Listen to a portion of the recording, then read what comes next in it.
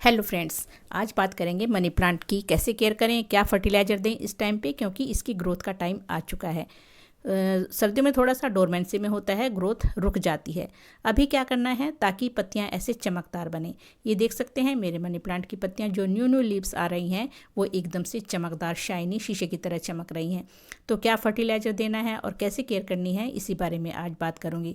तो फ्रेंड्स, अगर वीडियो थोड़ी सी भी अच्छी लगे तो लाइक और शेयर कर दिया कीजिए फ्रेंड्स, यही मैं रिक्वेस्ट कर रही हूँ। बस इसमें आपका कुछ भी नहीं जाता है, लाइक का बटन बस दबाना है और बस हो गया फ्रेंड्स।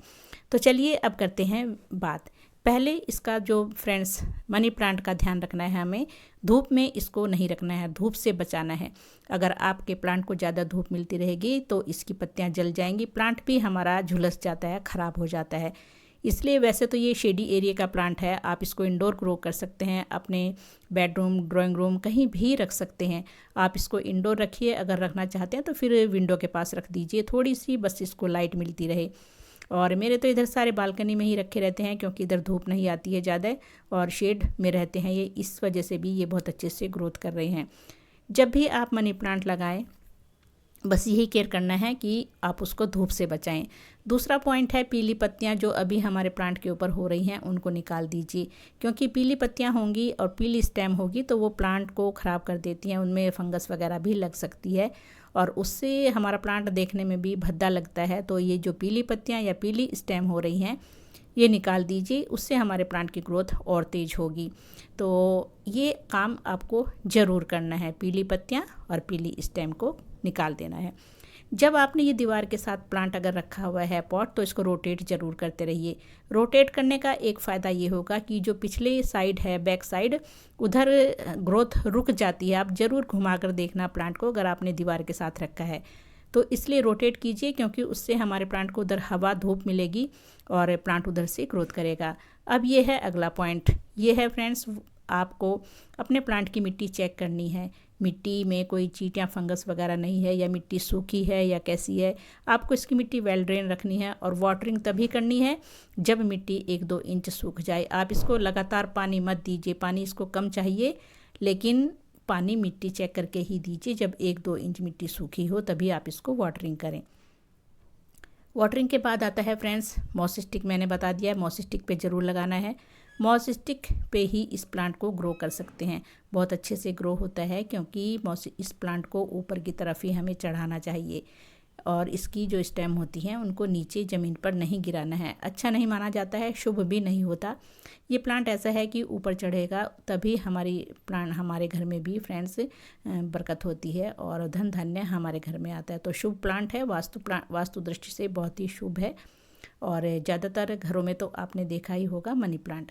अब पॉट की बात करेंगे, पॉट कैसा रखना है, इसके लिए गमला कैसा रखना है आपको। ये देखें, ज़्यादातर मैंने जो भी मेरे सारे मनी प्लांट हैं वो मैंने मिट्टी के पॉट में ही लगाए हुए हैं, क्योंकि मिट्टी के पॉट में बहुत अच्छे से प्लांट ग्रोथ करता है। और प्लास्टिक के पॉट में हमें थोड़ा ज़्यादा ध्यान रखना होता है पानी वगैरह का, तो आप मिट्टी के पॉट में ही ज़्यादातर लगाने की कोशिश करें इसको। अब फर्टिलाइज़र की बात करते हैं, फर्टिलाइज़र क्या देना है। सबसे पहले मैं हल्दी डाल रही हूँ। हल्दी मैं क्यों डाल रही हूँ, क्योंकि अभी गर्मियाँ आने वाली हैं। गर्मियों में मिट्टी में चींटियाँ आने लगती हैं। चींटियाँ इसलिए आती हैं मिट्टी में क्योंकि उनको नमी मिलती है, ठंडक मिलती है, तो वो ड्रेनेज होल के थ्रू भी मिट्टी में घुस जाती हैं और फिर दीमक वगैरह भी हो जाती है प्लांट में। उससे बचाव के लिए हल्दी बहुत ही अच्छा रहता है। हल्दी एंटीसेप्टिक, एंटी फंगल है, एंटीबैक्टीरियल, तो 1-1 चम्मच आप हल्दी ज़रूर यूज़ करें। अब दूसरा जो मैं डाल रही हूँ इसमें, ये है यूज्ड चाय पत्ती, जो मैं धो करके अच्छे से सुखा कर रखती हूँ। आप चाहे तो यहाँ फ्रेश चाय पत्ती भी यूज़ कर सकते हैं, बट जो हम चाय बनाते हैं और धोकर छान कर इसको सुखाते हैं, ये हम फ्री का फर्टिलाइज़र हो जाता है और प्लांट में इसको अच्छे से आप डाल सकते हैं। तो अभी ये मैंने सुखा कर रखी हुई है और मैं अभी, और जो मैं धोकर लाई हूँ किचन से, ये है देखिए फ्रेंड्स, 1 प्लेट भरी हुई है। ये 6-7 दिन की चाय पत्ती अभी गीली है बिल्कुल, तो मैं इसको सुखाने वाली हूँ। तो ये वाली तो पत्ती कभी भी आप गीली पौधे में मत डालिए, किसी भी प्लांट में गीली चाय पत्ती यूज़ नहीं करनी है, क्योंकि इससे फंगस लग सकती है। इसलिए अच्छे से धूप में सुखाइए और ऐसे एयरटाइट डब्बे में भर के रख लीजिए और फिर 1-1, 2-2 चम्मच आप अपने प्लांट में 15-15 दिन में यूज़ कर सकते हैं। तो फ्री का फर्टिलाइज़र है, फेंकने से अच्छा है, फ्रेश चाय पत्ती से अच्छा है कि आप ये डालिए, फ्री में आपको फर्टिलाइज़र मिल रहा है तो इसे ज़रूर यूज़ कीजिए। और इसमें नाइट्रोजन, फॉस्फोरस, पोटेशियम अच्छी मात्रा में होता है, जो हमारे प्लांट को बेसिक नीड होती है तीनों चीज़ों की, वो ही इसमें है। और इस प्लांट को ज़्यादातर नाइट्रोजन रिच फर्टिलाइज़र चाहिए, क्योंकि नाइट्रोजन से ही पत्तियाँ हरी भरी और ग्रीन बनती हैं। तो नाइट्रोजन दीजिए चाय पत्ती के रूप में, यूज्ड चाय पत्ती यूज़ कीजिए।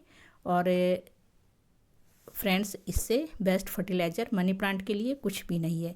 चाय पत्ती आप सभी प्लांट में यूज़ कर सकते हैं। तो देखिए, मैं सभी में एक एक मुट्ठी के आसपास डाल रही हूँ, क्योंकि जो मेरे मनी प्लांट लगे हैं वो 10-10, 12-12 इंच के पॉट में हैं।